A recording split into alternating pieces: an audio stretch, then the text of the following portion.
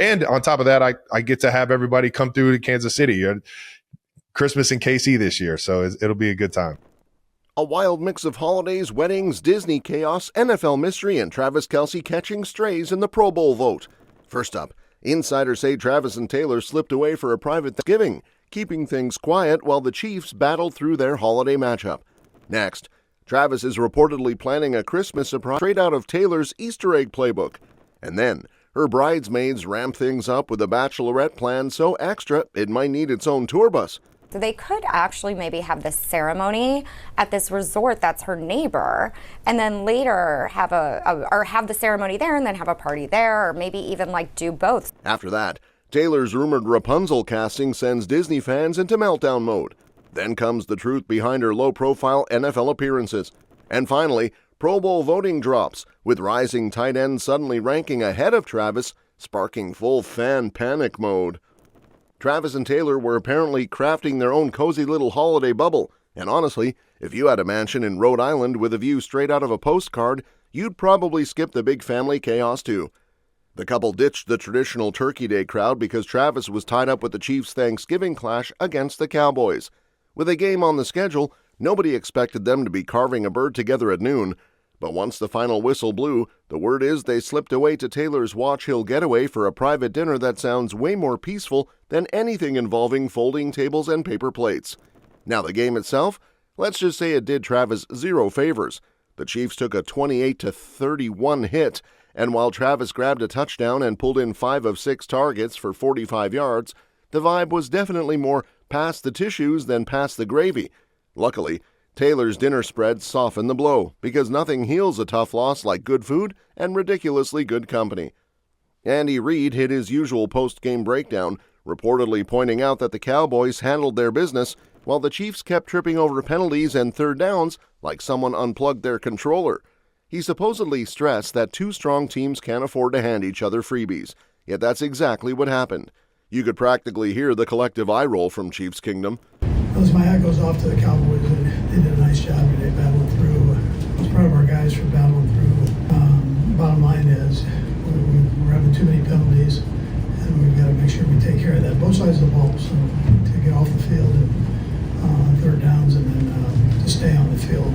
Meanwhile, Travis is already plotting something that has Swift-level chaos written all over it.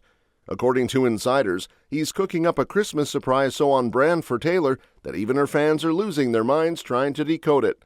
He's apparently taking a page straight out of her legendary Easter egg playbook, the same one that sends the internet into full-blown detective mode every time she blinks twice on camera. He's been teasing this during media sessions, dropping little hints like he's suddenly auditioning to be the third Haim sister. And the timing couldn't be wilder. The Chiefs are gearing up for a massive Christmas Day showdown against the Broncos, a game that could shift their playoff path. But Travis is multitasking like a man who refuses to let holiday romance lose to a pass rush. He's determined to pull off something special no matter what happens on the field. Win, lose, or why is everyone yelling at the refs again? And on top of that, I get to have everybody come through to Kansas City. Christmas in KC this year, so it'll be a good time. What makes this whole thing funnier is the ripple effect their relationship keeps causing. Every time Taylor so much as appears in a stadium suite, TV ratings go soaring like someone slipped turbo boosters under the broadcast. People who didn't know a field goal from a fruit roll-up last year are suddenly arguing about AFC standings on social media, while lifelong football fans pretend they're not secretly Googling Easter egg theories at 3 a.m. It's a full cultural mashup. NFL Sundays now come with bonus pop culture chaos, and honestly, the league isn't complaining. And it's not just the numbers. There's this whole new vibe around Chiefs games, like everyone's watching 2 storylines at once. The plays on the field and the romance are capping off it.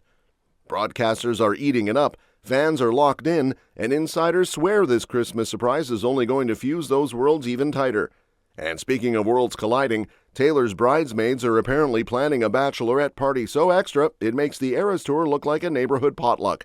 According to those in the know, the excitement is already off the charts as her crew maps out a multi-location, multi-vibe, multi-passport stamp situation that could easily double as its own global mini-tour.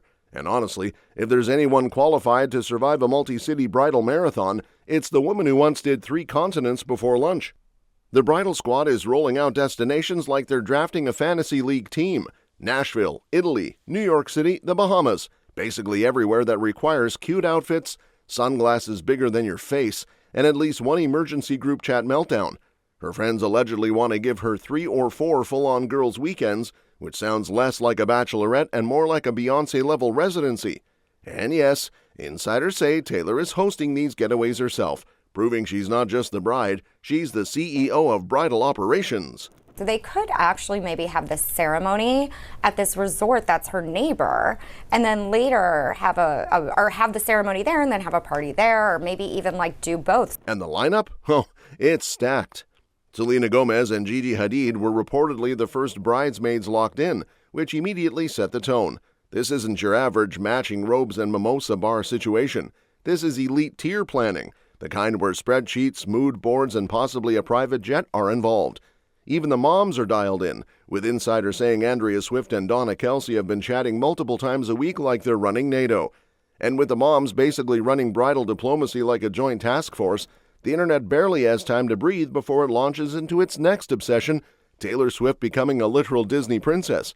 Yes, the newest rumor clogging timelines is that Taylor might be slipping into Rapunzel's tower for Disney's long-awaited live-action Tangled.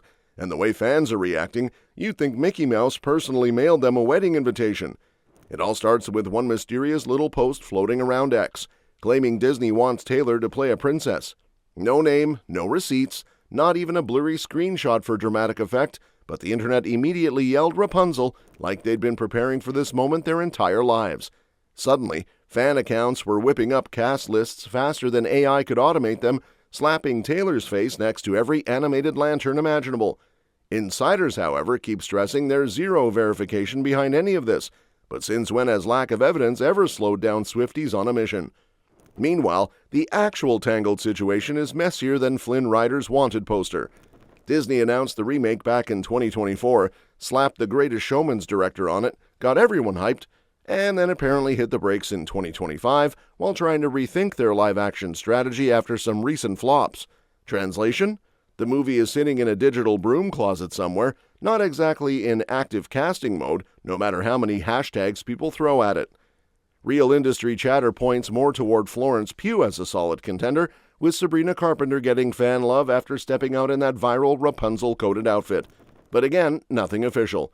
No cast list, no release date, no Alan Menken announcement, nothing but pure speculation and memes. What would excite me about it would be the opportunity to work with Michael Gracie, who is attached to direct the film, because he is just absolutely an extraordinary visionary, and any actor would love to have a collaboration with him. But while everyone was busy arguing over who should play Rapunzel, Taylor herself was quietly switching up her entire NFL game day vibe like she's in stealth mode on a mission. Last season, she turned every Chiefs matchup into the unofficial Eras Tour pre-show. Stadium entrances looked like red carpets, her suite was basically the celebrity section at the Met Gala, and broadcasters were cutting to her so often she might as well have been listed on the depth chart. But this season, completely different energy. Like Taylor flipped the settings from glamorous chaos to incognito ninja and never looked back. Fans who actually attend the games are the ones connecting the dots first, and they're posting eyewitness reports like undercover detectives. The pattern is the same in every corner of Reddit, X, TikTok, and the Chiefs forums. She's still at a ton of home games. She's just entering through these top-secret back-of-the-building access points where even the walls probably sign NDAs. She's barely on TV. She's sitting deeper in the suite instead of front and center, and the only people catching glimpses of her are the lucky folks parked near the private hallways after the game. Basically, if you're not positioned within 10 feet of a velvet rope, your chances of spotting her are about as good as winning a meet and greet. Sports outlets are now backing up what fans have been whispering for weeks.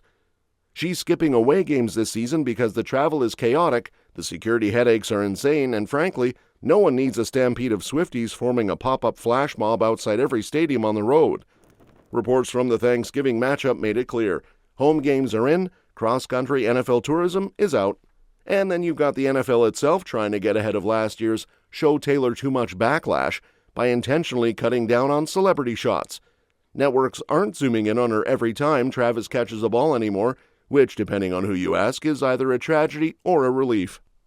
While everyone's debating whether the NFL is hiding Taylor Swift in a bunker under Arrowhead, the league just dropped its first round of Pro Bowl voting, And suddenly Travis Kelce is in third place, like he accidentally took a wrong exit on the popularity highway. And yes, fans are already acting like someone needs to call 911 and report a voting malfunction. Trey McBride and rookie Tyler Warren are currently sitting ahead of Travis, which has stunned half the internet and sent the other half into new shiny toy mode. It's classic NFL fan behavior. One minute they're wearing your jersey to Thanksgiving dinner, the next minute they're clicking vote for the rookie because he caught one pass on Red Zone that made their fantasy app light up. Meanwhile, Travis has 3 Super Bowls, a resume longer than a CVS receipt, and numbers that still slap. But apparently the fans want a little Gen Z flavor this season. What makes this even funnier is that last year he absolutely dominated the fan vote. Tight ends weren't even close. He was basically the Beyoncé of the ballot. Now, he's getting edged out by a guy who probably still has his rookie handbook sitting on the kitchen counter. But before the world starts spiraling, insiders keep reminding everyone that fan votes are only 1/3 of the final decision.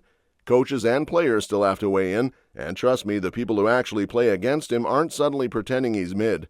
That's all for this video, folks. We'll see you next time.